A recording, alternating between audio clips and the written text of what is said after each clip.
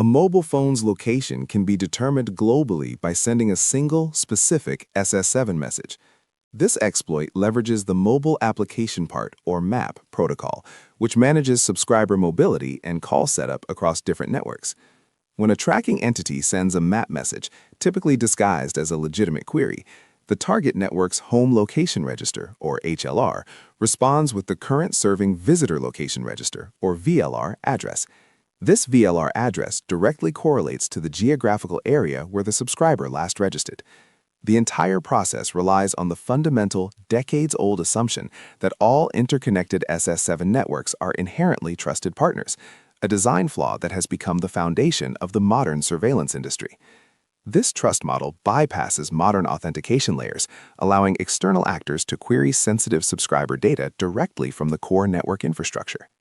SS7 architecture is built on three primary components: signal switching points, or SSPs, which are the switches handling voice and data traffic, signal transfer points, or STPs, which route the signaling messages, and service control points, or SCPs, which contain databases like the HLR. The vulnerability resides in the STPs, which historically perform minimal validation on incoming messages, focusing only on efficient routing via Global Title Translation, or GTT. Since SS7 was designed before widespread commercial internet and global roaming, it lacks robust source authentication. An attacker only needs access to any network connected to the global SS7 mesh, often obtained through smaller, less secure carriers or specialized SS7 access brokers, to inject malicious map messages that appear legitimate to the target HLR.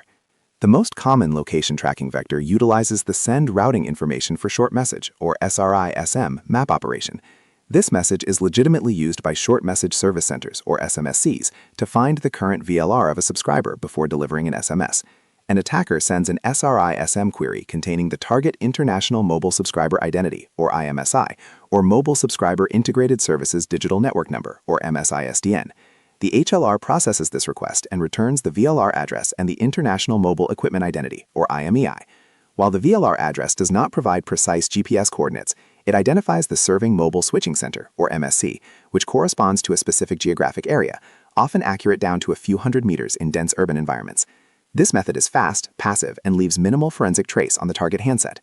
Beyond location, SS7 allows for call and SMS interception by manipulating subscriber profiles. The Insert Subscriber Data, or ISD map message, can be used to remotely activate call forwarding features on the target subscriber's profile within the HLR. By setting up unconditional call forwarding to an attacker-controlled number, all incoming voice calls are redirected before the target phone even rings.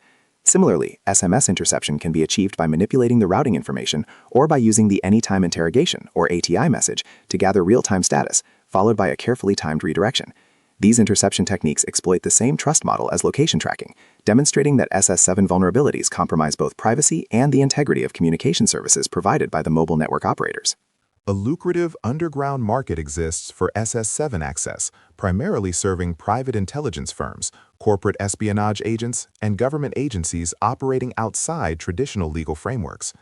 Access is typically sold as a service, where the client pays a fixed fee per query or a monthly subscription for bulk tracking capabilities. The cost for a single location query can range from $20 to $50 United States dollars, reflecting the low technical barrier once network access is secured.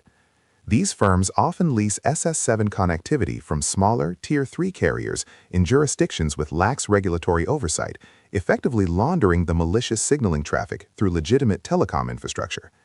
This commercialization of SS7 exploits highlights a significant business risk for MNOs, who are unknowingly facilitating global surveillance operations.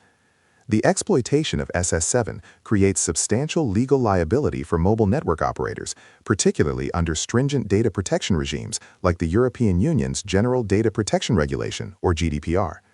Article 32 of GDPR mandates that controllers and processors implement appropriate technical and organizational measures to ensure a level of security appropriate to the risk. Failure to deploy adequate SS7 firewalls and filtering mechanisms can be interpreted as a breach of the security obligation, potentially leading to massive fines. Furthermore, national security laws in various countries require MNOs to ensure the integrity and confidentiality of their networks, placing the burden of mitigation squarely on the carriers, regardless of where the attack originates. Mitigation requires specialized SS7 firewalls deployed at the network perimeter, specifically at the border signal transfer points. These firewalls must perform deep packet inspection of map messages, filtering traffic based on several criteria. Crucially, they must validate the source network identity against the message type. For instance, an SRI-SM message originating from a network that is not a recognized roaming partner or a legitimate SMSC should be blocked or rate limited. Advanced firewalls use global title translation filtering to ensure that queries targeting the HLR only come from expected authorized sources. Implementing these firewalls is a capital expenditure necessary to maintain network integrity and comply with international security standards, moving the MNO from a passive victim to an active defender. The industry transition to 4th generation or 4G and 5th generation or 5G networks introduces the Diameter protocol, which replaces MAP for mobility management and authentication.